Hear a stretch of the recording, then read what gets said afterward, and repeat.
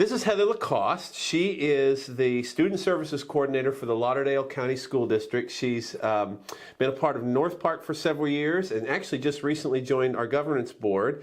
And Heather, so just thinking about this important concept, this important topic, how can we better promote interracial friendships and justice in our community? I love this question. And in fact, I wrote my dissertation on just increasing equity and access, really to the arts. That's just something I'm passionate about. But I think sort of the larger picture is, I think we all need to be actively removing barriers within our respective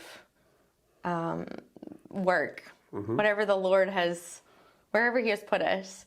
And so for me, working with students and all in my capacity within Lauderdale County School District, I look at that as removing barriers to schools, like in university setting and to jobs.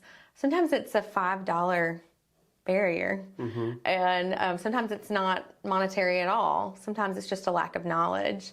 And so I think we all need to just recognize where we maybe have a skill set or knowledge and can help someone. I say my job always is to help people connect the dots. And so I tell students all the time, I don't have all of the answers, but I can get in the boat with you and help you figure it out. And so I think for me, it's just being humble and seeing people where they are. You and I were not alive when the civil rights movement happened. But we are beneficiaries of the hard work that was done there. How do you think we can improve on the work that was done there today, sort of to improve on that legacy? I think that's a wonderful question, and I ponder that frequently in my work within the schools, but also just me personally with my husband and the way we're trying to raise our daughter. I think for us, it's really important to raise our daughter to see people and to value people. And I think we definitely need to recognize geographically where we are and that this history needs to be discussed. One of the things Jesus prayed in John 17 was that all of His followers would be one, which is obviously an incredible vision that we still have yet to fully realize. But how can Christians of different races, especially here in our city, pursue greater levels of unity together? We have a great need for this. And obviously there are issues in our community that must be dealt with. I think obviously Black History Month is a great time to do that, you know, and if we can all just value this time and take a moment to get involved. I think the community project with Ricky Hood is a great project, and he doesn't want it to be his project. It's truly a community project. He's wanting everyone to consider what they have to offer, and rather than looking at other people to make the change.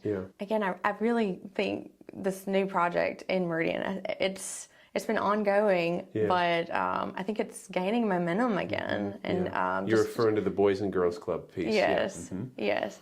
And so, but just being active, I think in our churches and just finding a way that, just considering what we have to offer.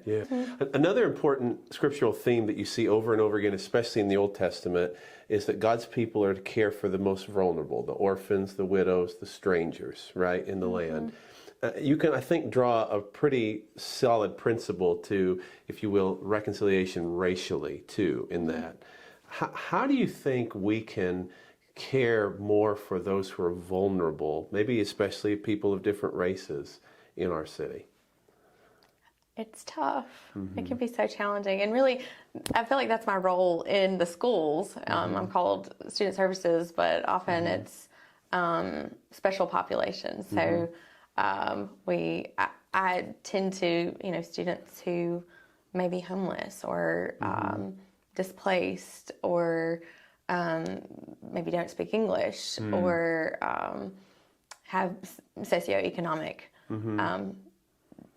challenges yeah. and or non-traditional students who are going into something like maybe construction. And so So that's not just out there, it's right here. it is. Right. I'll be honest, like one of the most important things with students, I mean, they just have to feel like they can trust me. And so, and I need to be accessible to them. And that can be challenging when things get busy and, but I think building relationships in these places, like where the most vulnerable are, and also considering our responsibility for the most vulnerable. One other biblical theme that I think stands out, especially in the New Testament, is that the Christians were radically inclusive when it came to people of races, socioeconomic, gender. I mean, Paul said in Galatians 3:23, there's neither Jew nor Greek, slave nor free, male nor female, all are one in Christ. That radically inclusive sort of behavior stood out. How can we be that kind of radically inclusive group as Christians today? I don't know that I can speak for all Christians, but I know I can speak for our church. Sure. I'm so proud of our church. And I love Sunday mornings just looking around and seeing, just people of all different backgrounds. And I hope that we'll continue down that path. Right. And seek people who maybe aren't our neighbors, to come and worship with us.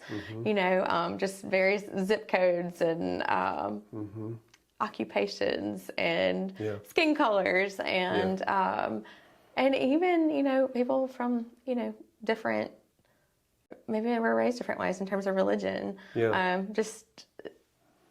Sometimes this church, I think, is just one that is welcoming and has so many great ministries. There has to be a place to begin for them.